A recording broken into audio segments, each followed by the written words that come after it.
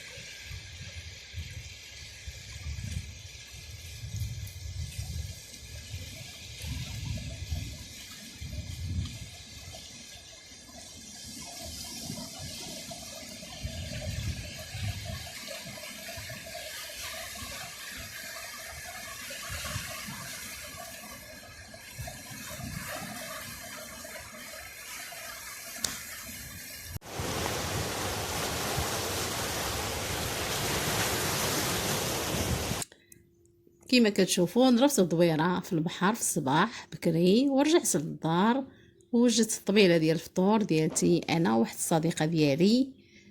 فطور اللي هو فطور بلدي. طيبت حسيوه ديال الزرع والاومليت، وحطيت معاه تميرات وشويه ديال شباكيه وزيت الزيتون، شويه د الكونفيتير، شويه ديال الزيتون اللي هو بلدي حتى هو مشرمل، شويه د العصير وكويس د القهوه، فروماج.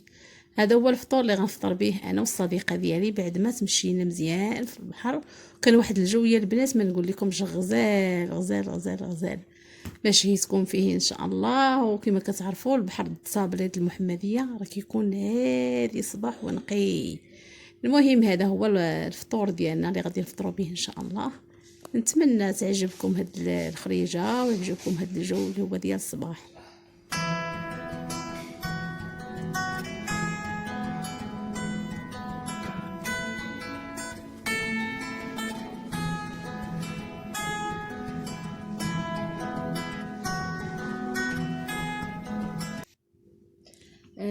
بعد ما فطرت انا والصديقه ديالي وخدينا القهوه ديالنا، انا بغيت نوجد ثاني واحد الطويجين اللي هو ديال الغدا ونشاركه معكم ان شاء الله.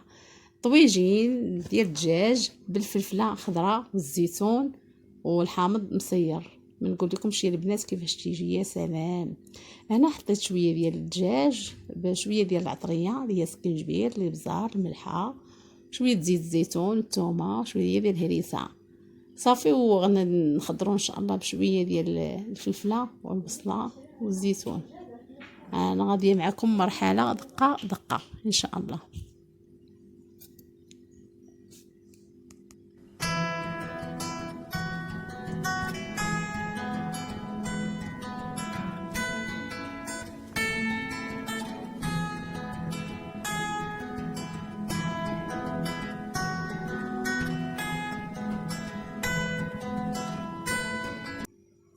كما كتشوفوا هنايا الطاجين ديالي غنرافقهم واحد شلاضه اللي هي شلاضه عاديه ديال الباربه والخس ومطيشه سوغيز وشويه ديال الخيار.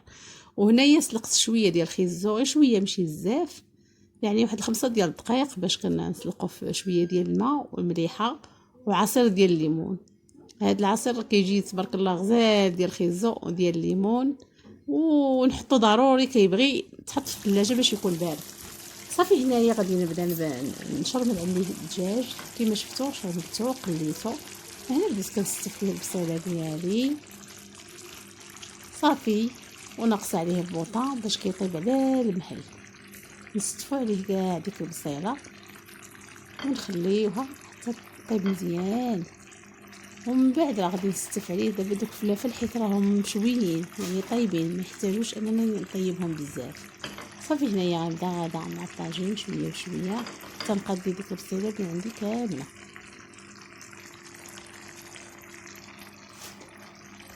صافي هنا كنزيدو ليه شويه ديال المصيار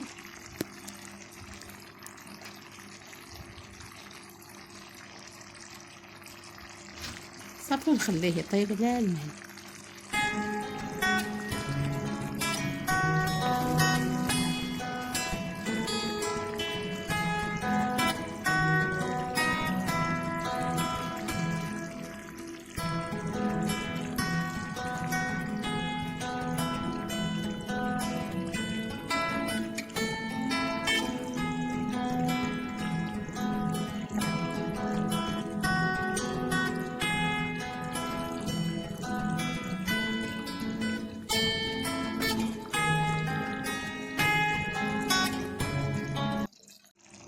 صافي هنايا بعد ما استفت ديك البصيله اللي عندي كامله، انا درت فوق منه مطيشه سويس هي كتعطي واحد اللذه، واستفت عليه زبيتينات ودرت ليه من الفوق شويه قزبر ومعدنوس، شويه ديال الملحه. هانتوما الشكل ديالو تبارك الله كيفاش تيجي. في الاخير ملي قربت نسد عليه تقريبا بقات لي شي 5 دقائق، زوقته بالفلفله اللي هي مشويه اللي جا راها طيبه صافي، ورافقته بشويه ديال الفريت كما قلت لكم داك العصير اللي وجدت وديك الشلاضه. كنتمنى هاد الغديوه ان شاء الله اللي هي صيفيه نال الرضا ديالكم وتعجبكم ان شاء الله. غديوه غزاله ما شهيتكم البنات فيها بالصحه والراحه.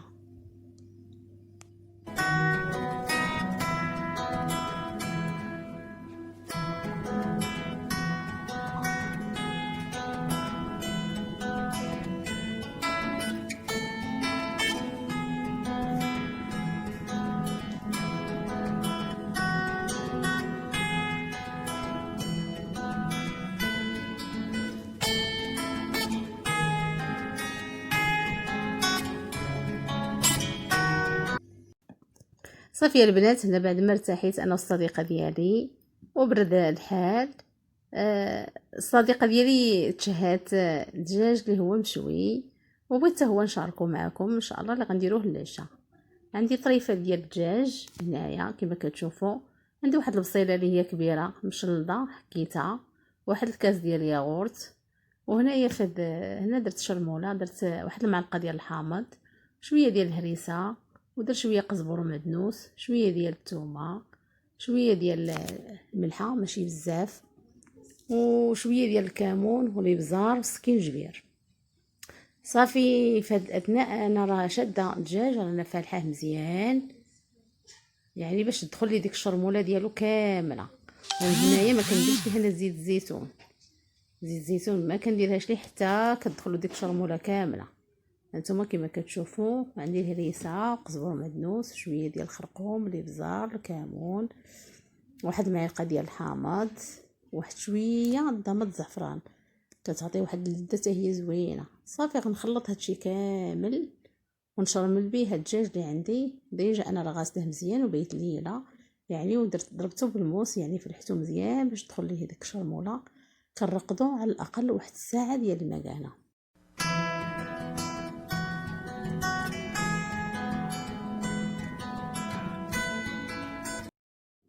سمحوا لي تقطع لي الفيديو.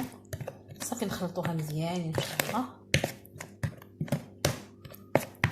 صافي نبداو نشرملو فيها طريفات عندنا ديال الدجاج. هانتوما كما شفتوا كلشي العناصر كندمجو معها العطريه. وهذا الدجاج البنات ضروري يترقد على الاقل واحد ساعه المكانه. صافي هنايا غادي نبدا ان شاء الله نرقد في طرفات الدجاج ديالي. هانتوما كما كتشوفوا الطريفات ديال الدجاج ديالنا انا شرملتهم. غادي تجيكم في شكل انني درت شويه ديال الكمون للدجاج. صدقوني الا كيجي عنده واحد النكهه خاصه، كيجي تبارك الله زوين ولذيذ. حتى داك الياغورت المسوس اللي درنا ليه كيجي زوين، وكيجي اللحم ديالو فتي. ولكن ما تنساوش حتى الخل حتى هو راه يعطي واحد لوغون زوين للدجاج وتيهريه. صافي هنايا غادي نغطيه انا بالسلوفان وغادي ندخلو للثلاجه واحد الساعه ديال المكانه ان شاء الله. انتما كما كتشوفوا هو ترقد على حقه وطريقه. هنا ما درتش زيت زيتون، يعني حتى نبغي نشويه ديك الساعه كندير ليه زيت زيتون ان شاء الله. دابا غنغطيه ونرجع معكم. صافي هنايا انا غطيته دابا هنا بالسلوفان. غندخلو دابا للثلاجه ساعه ديال المكانه ان شاء الله. ديك الساعه نبداو نطيبوا فيه بالشوايه.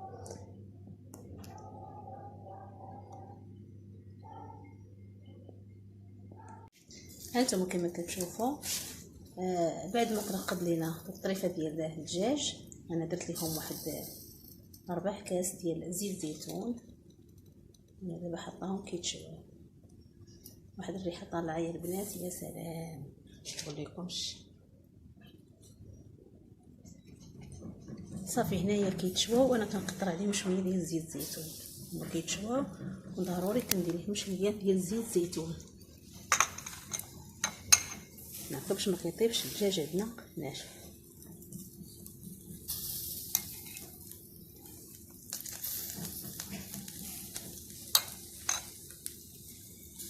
صافي غنخليها تعيش وعلى خاطرو عاد نقلب شويه.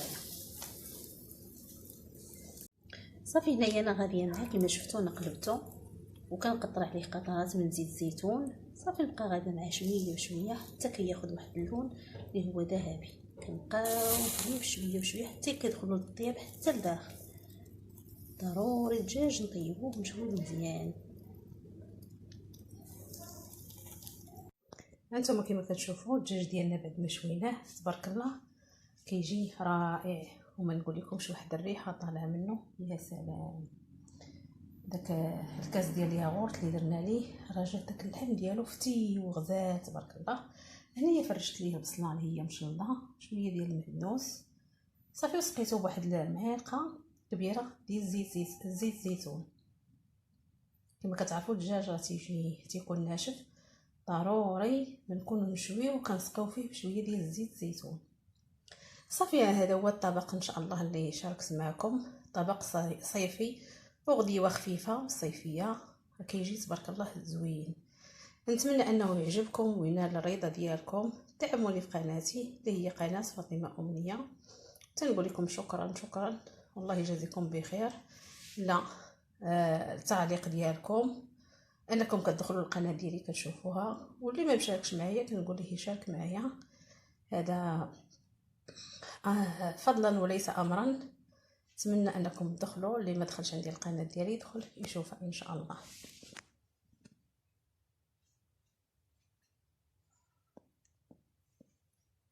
انا تنقول لكم السلام عليكم ورحمه الله تعالى وبركاته.